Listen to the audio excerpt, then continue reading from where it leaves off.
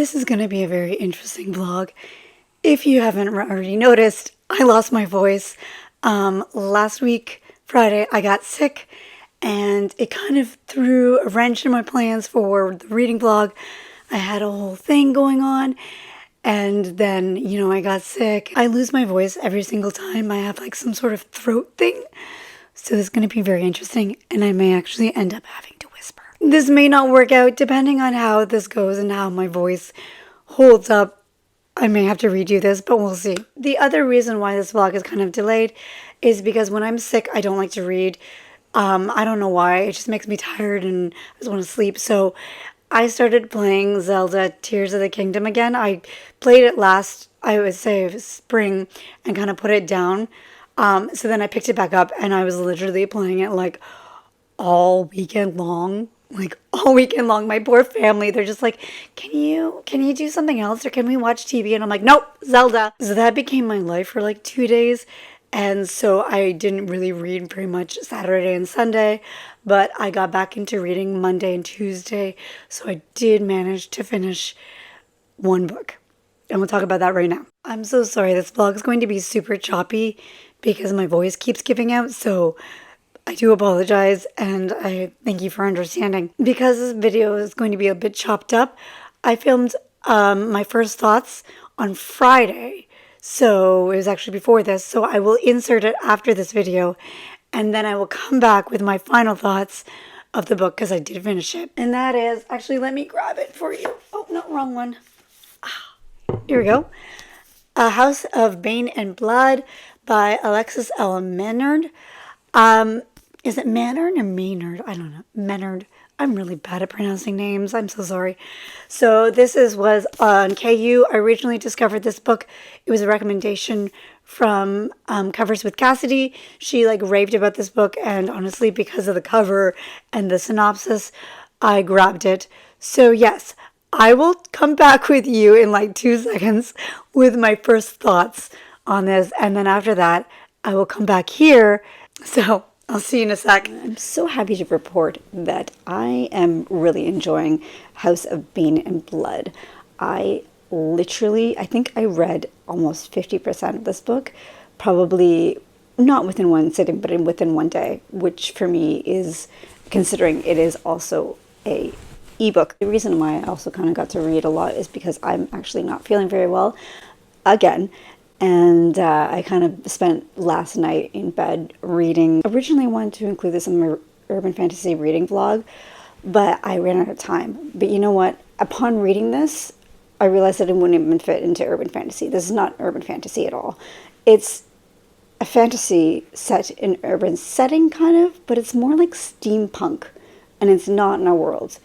For me, urban fantasy is always based on our world, based in real cities that exist here. And so far in the book, that's not the case. Not saying that that is not going to be the case, because I don't think they've actually said any cities or countries. And from the sounds of it, we are in England, because they keep saying the Isles. So maybe we're in the British Isles, I'm not sure. Or maybe it's just a made-up world, I don't know. So as it stands right now, don't know where we are, but I am having a blast with this. I'm actually living for the banter between the two main characters. Forced proximity is probably one of my favorite tropes. And also enemies to lovers, which both of them are in here. So I'm living this up because the relationship between the two of these is just absolutely hilarious in my mind, but also they're both so, what is the word? They're both so aggressive. And I just love that dynamic between the two of them. So the other thing that I wasn't quite expecting in this book is it was compared to Peaky Blinders, which I can kind of see. But I didn't expect how fantastic this world is. The magic users, there's they call it bending, which is very much like Avatar, The Last Airbender, but there's different users that you can use shadow and light, and then you can use wind, and some people they use blood, so drink blood like vampires, depending on it, and sometimes it's passed through the blood and most of the time it's not. So that's all really cool. I'm still trying to figure out the world because there's a lot of terminology and there's a lot of history, and there isn't an origin story of like how the people got to the island and how they got their special powers from the gods and stuff like that. So I'm kind of figuring that out. But so far, it's very interesting. A little confusing, but I mean, that's always kind of the case when you're starting a new series. As I'm reading this, I'm like, how is this going to wrap up in a duology? Like, how is this a duology? Because the way that it's being set up, it's set up to be a big epic. So I'm like, what the heck is going to happen in the last half of the book? Time will tell. But yes, right now, I'm loving this. I don't know if it's going to be a 5-star at this point. I don't know.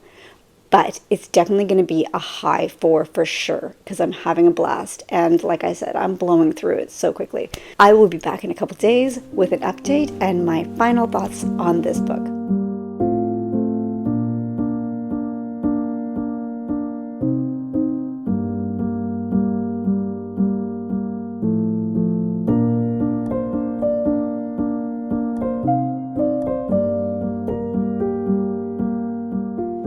I'm watching Arcane Season 2 right now, and it is paired so well with the House of Bane and Blood.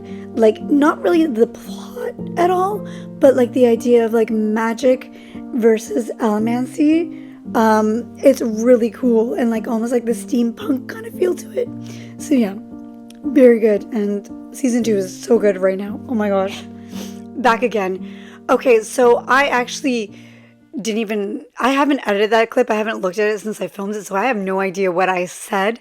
I was also like coming down with this cold, so I was probably not in the best mind space. Okay, so my final thoughts was I finished this yesterday and I really liked it. I really thought it was a great first book, and I'm very excited for the duology, and I am curious to know if it's going to become a bunch of duologies.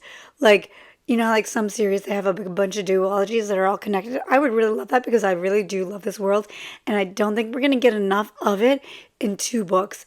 But this first book was a solid 4 stars. I would say I didn't love it. I loved a lot about it. I loved the chemistry between the 2 main characters. Like, it was just so good. It was so good. And I loved seeing them like hate each other and then like each other and then fight the fact that they hate each other and like each other. I loved all that. And then the sexy scene at the end, it was really sexy and I really liked it. And I'm now realizing that I like steamy romances. I never did. I don't know why I'm suddenly shifting. Maybe it's because I'm getting older. Life is a little bit less exciting than it used to and I need a little thrill here and there. I don't know. Maybe the ending for me was a little choppy. I felt like it had such a high incline, and then it just kind of went like this, and then kind of went down a little bit. I know that's not the best explanation. It didn't flow as well, but honestly, that's kind of nitpicking because it was perfectly fine. It was very much like Peaky Blinders. It also kind of reminded me of Leigh Bardugo's duology. I'm blanking on the name, something Crows. Kind of that kind of time period where it's like steampunky-ish and there's like trains and mixed with magic. So it's kind of like that almost. So if you like that duology, you may like this one as well. Also, the main character does remind me of oh my God, I'm blanking on his name. I'm going to have to put it all here because honestly, it's been a while since I read those books and I watched the TV show. So yes, the main character kind of reminds me of the same. Although Nico is not as like serious. He's got a little bit more sense of humor and I actually really do love his sense of humor. I thought, although he was kind of jaded, I'm like, yeah, I loved him and I loved his dedication to his family. It was so good. So yeah, if you're looking for a really good like enemies to lovers, really great banter, interesting worlds, kind of a steampunky world, I do recommend it. I was going to pick up the sequel last night, but I couldn't decide which book I wanted to pick up, so I actually showed my husband 2 books, that book, the sequel, and a different book, and he picked the other book, so I'm picking up that book, and I'll talk about that in a little bit. So yeah, I'm really loving exploring KU. I hate reading on my phone. It's too small and my eyes are bad. So I've like hacked my iPad and kind of like jigged it to make it look like an e-reader. So that's working out really well, and it's actually very convenient to do that. So I'm enjoying that. Like the fact that I can find all these awesome books and almost like borrow them like a library is just, it's really good. I have a couple things to do around the house, which I will be able to listen to audiobooks. So I'm going to be starting a new audiobook today, and I will get back to you in a little bit with the audiobook that I listened to.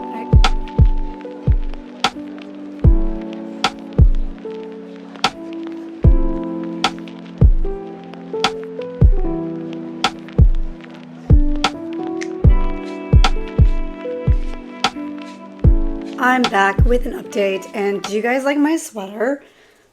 Like, I found this at H&M a couple of years ago, and I wore it, and my brother-in-law's like, that's the ugliest sweater I've ever seen in my life, but I freaking love it. It's so ugly, but it's so comfy. Okay, so I have an update for you. So like I said before, I started a audiobook, and that is Zodiac Academy by, oh my god, I can't remember their names. Where's my tablet? I'll be right back. Okay, Zodiac Academy, The Awakening by Caroline Peckham and Suzanne Valentini. So yeah, I started this audiobook last night, and I was kind of searching KU. I was kind of doing like a cross-reference of like KU series that have audiobooks that I have access to. And Zodiac Academy came up, and there's actually the graphic audio version of this, and we all know how much I love my graphic audio. So obviously I picked that one. I have heard a couple things about this series before starting it, but not much. But I was not expecting what I got.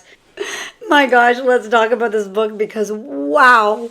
Okay, so first of all, this series is a very interesting series because like it's written by two authors, and I'm not sure how they break it up, if they break it up between different characters. So the series is about two twins, and I'm not sure if the authors divided it by like each writing different twin and then kind of combining the story together. I'm not sure, but it kind of seems like that.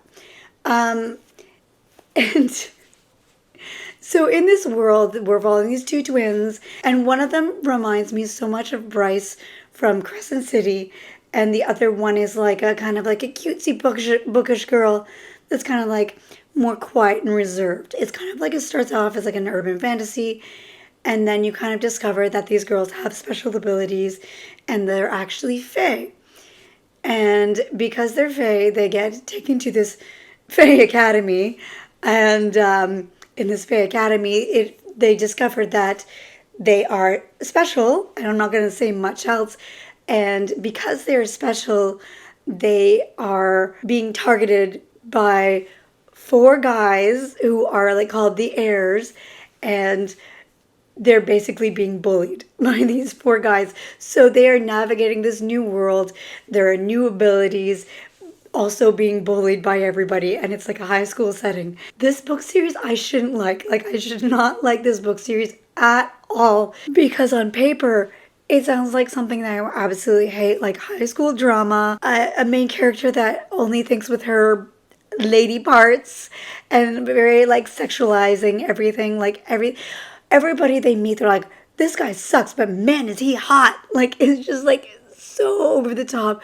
But I am so addicted to this series, and I fully admit that it is not good. Like, it's not a prize award-winning series. It is trashy, and I think it's supposed to be like that.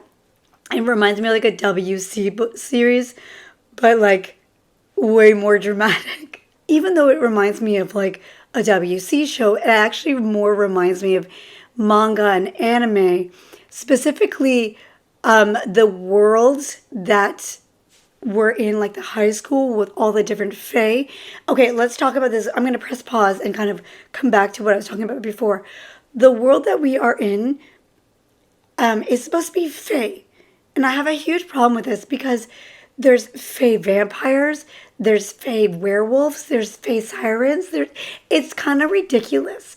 Like, why would you put the word fae in there? You could have just left it like supernatural beings or like magical beings or monster beings. Like, they're not fae.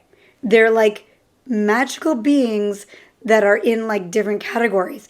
And this is what reminds me of a manga that I read a really long time ago. And that is called, I actually forgot the name of it, so I had to go quickly look it up. But the manga is called Blackbird.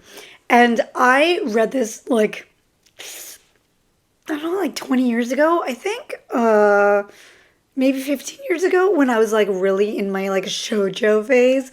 Yes, the premise is the same thing. Like a young girl who thought she was a human comes to this monster high school and is being bullied by a guy who's like super sexy, and it's got the same premise of like monster like people.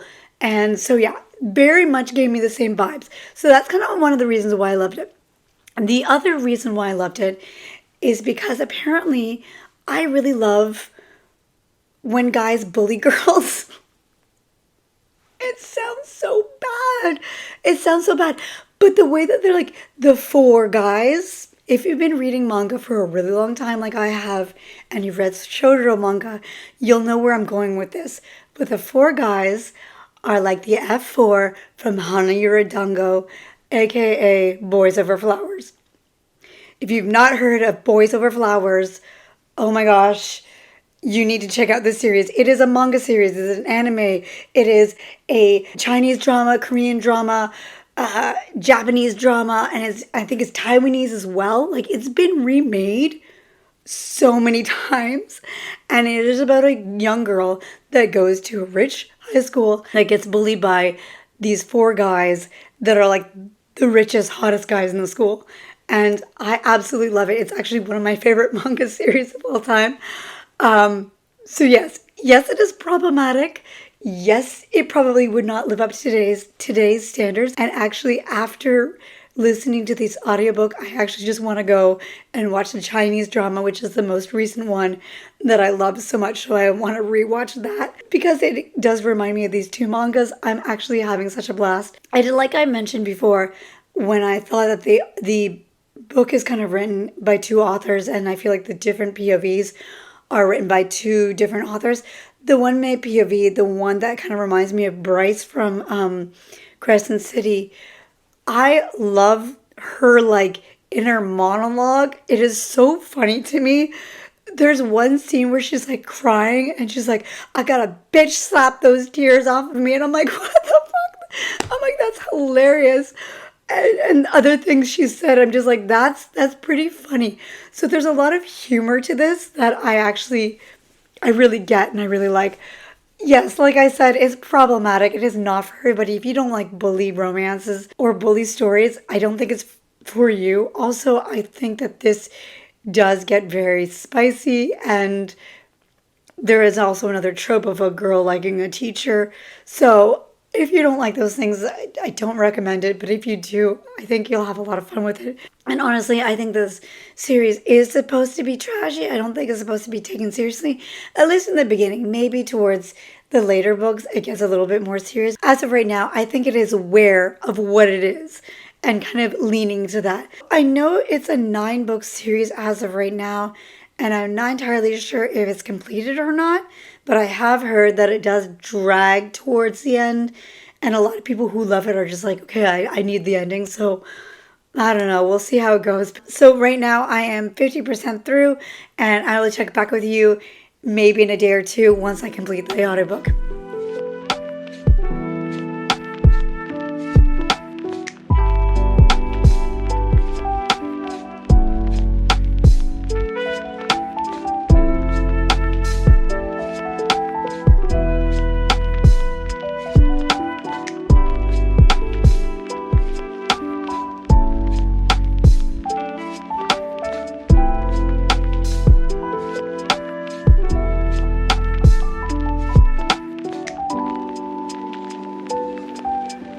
Do you like my hair?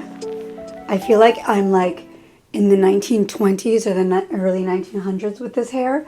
This is how I do my curls. So I think this is called a like rope curl or whatever. Anyways, I kind of look like a crazy person, but it will save my hair from being burnt from constantly curling it all the time.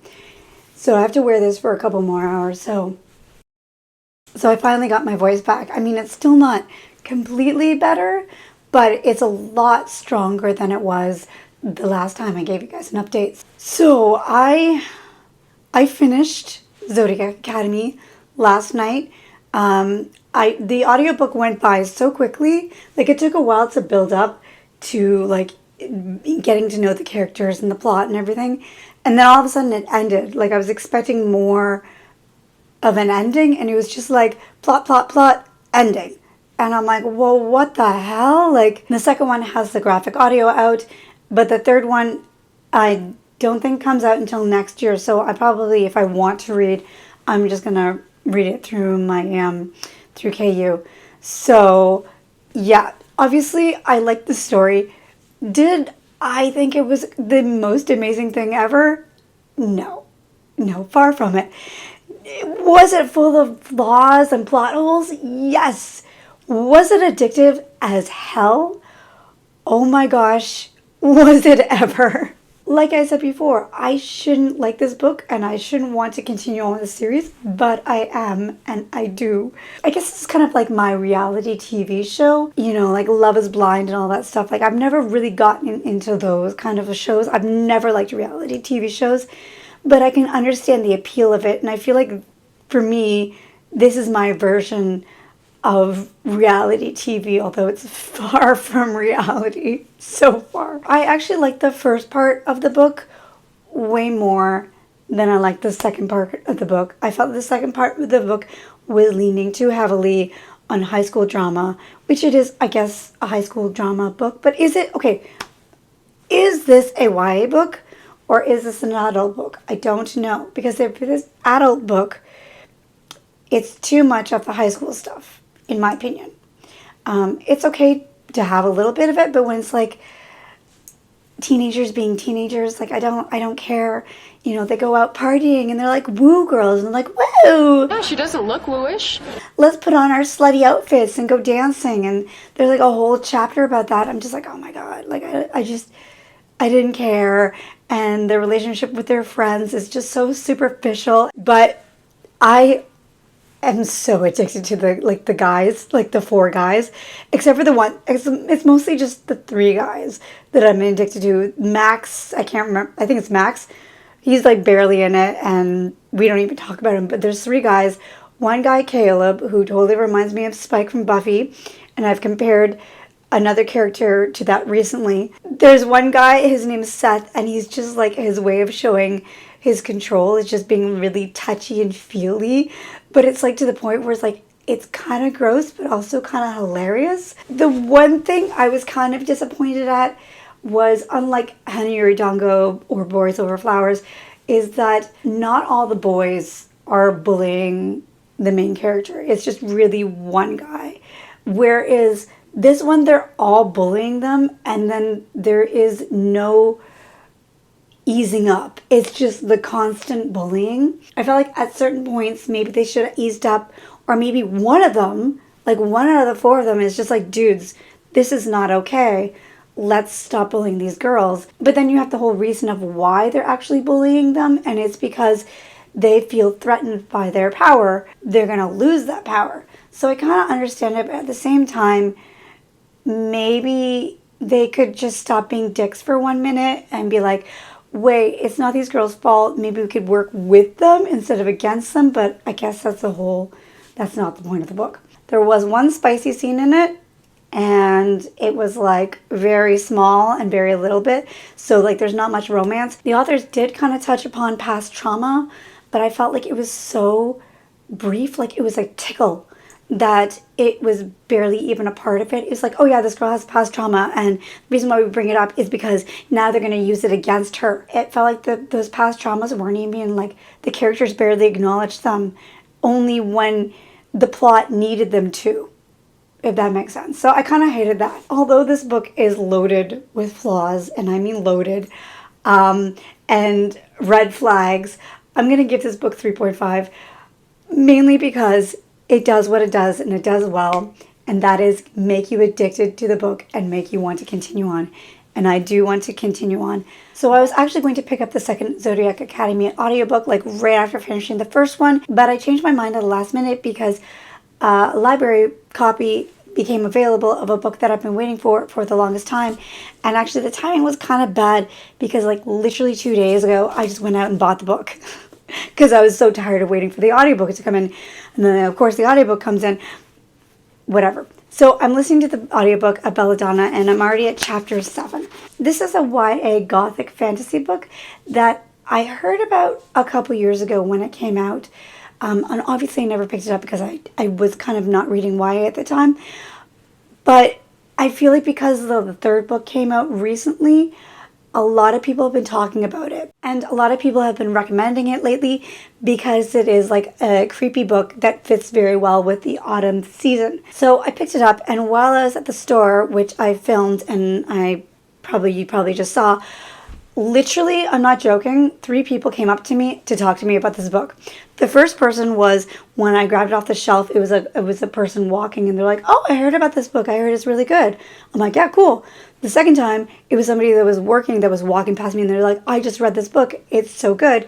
And the third time was when I was checking out and the checkout woman mentioned, "You're the 4th person to ask about this book today." And I was so confused by what was going on. I thought maybe like a popular YouTuber mentioned it. But then when I came home, I saw that Goodreads had announced all their choices, and Wisteria is the 3rd book in the series, is nominated. So I'm like, that makes a lot of sense.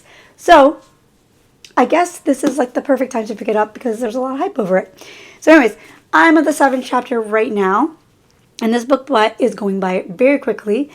I'm actually surprised that this is considered YA because the way that it's written, it doesn't feel YA at all. It feels like any other adult book that I would read. So I'm confused by why this is actually categorized as that. Besides the fact that the main character is I think she's 18 or 19. So she's a teenager, so I guess. But the themes and the way that it's written is very mature. So this book is about a young girl named Signa.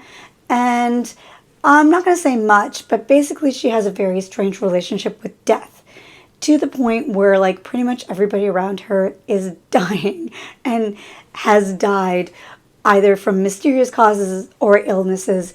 And because this started when she was young, she has been left an orphan and she's been moved from one house to another. But her parents, or her mother at least, was a very wealthy person. So she has an inheritance coming to her when she reaches a certain age, but in the meantime, whoever houses her gets money for housing her.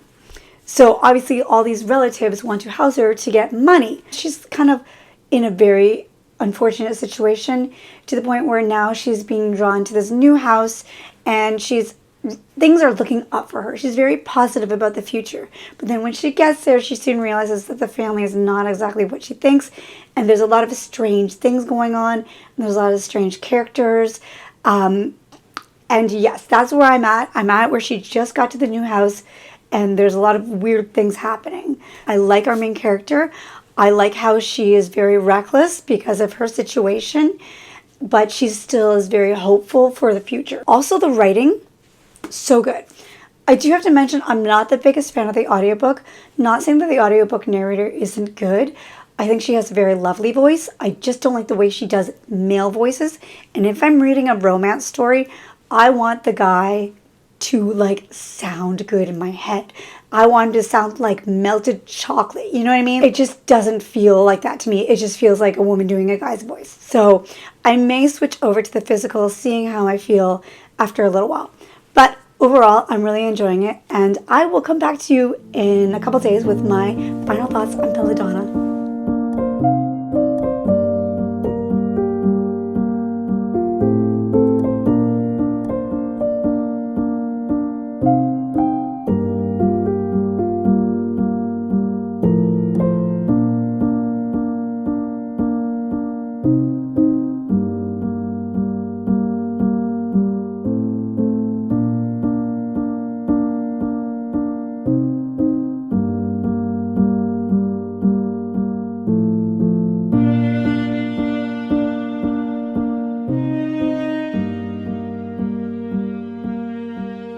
Happy Monday! So usually I post my videos today, but over the weekend I decided to take a little bit of a personal break. I took a personal break from social media, from making YouTube, from watching YouTube. Like I just stayed at home with my family. I didn't even leave the house for 2 days. Like, that's how much I just needed to take a mental break. So I am a little bit late on my updates, therefore my video is going to be posted a little bit late. I feel like Wednesday works a little bit better for me because I'll have a little bit more time after the weekend to catch up and edit and all that fun stuff. But I did finish a book over the weekend, and I finished Belladonna. Okay, so in the middle, I was feeling a little bit like it dragged. Like, it's a very slow book. Like, this is not a fast-paced book. It's a very like slow simmer almost.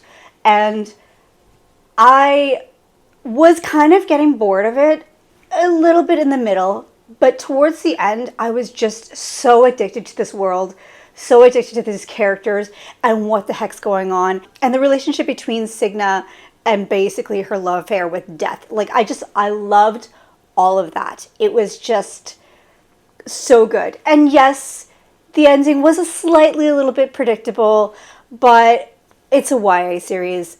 With that said, though, I feel like this series is probably the most adult YA book that I've read in a really long time. Like, it felt like it could have been an adult book if it wasn't for the fade to black sex scenes.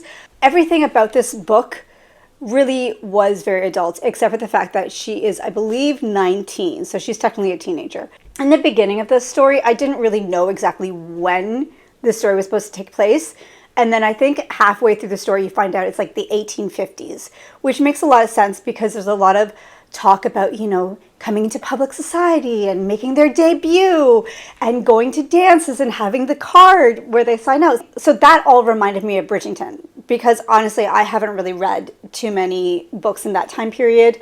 I think the closest thing is Pride and Prejudice, but I believe that takes place in the 1700s. So that's like 100 years even before this takes place. So I'm not very familiar with that time period unless it's like through TV and movies. But yeah, that totally reminded me of Bridgerton, like the whole society, you know, having to find a husband, and some people's debut is more anticipated than others. Like, that's all was very Bridgerton. But the plot line reminded me of The Invisible Life of Addie LaRue.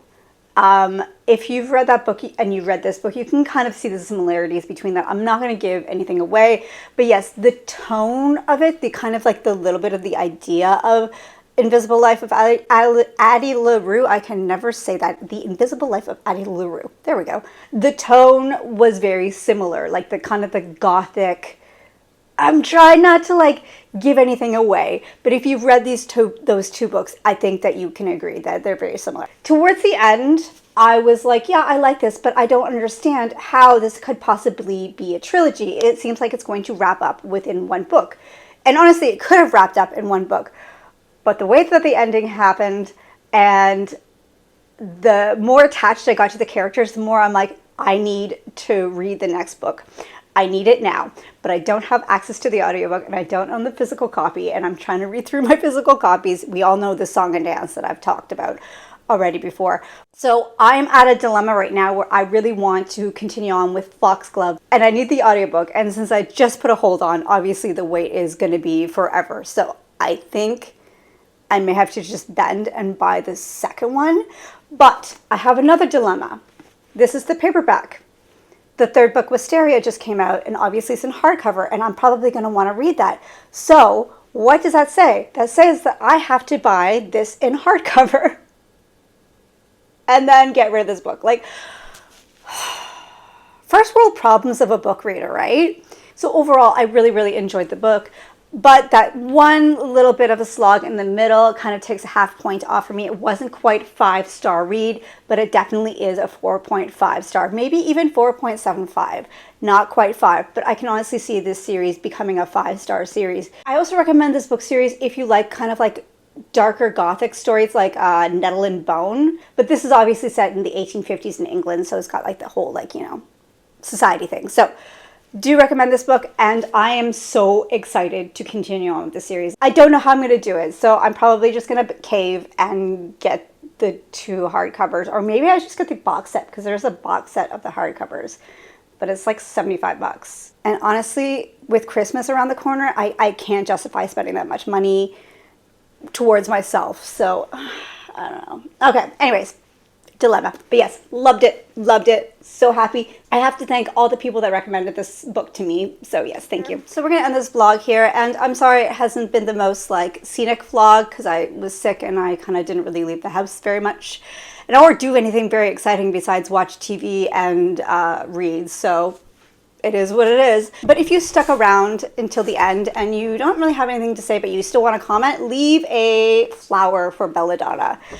As always, my socials are down below. Thank you so much for watching, and I hope you have a lovely day. Bye.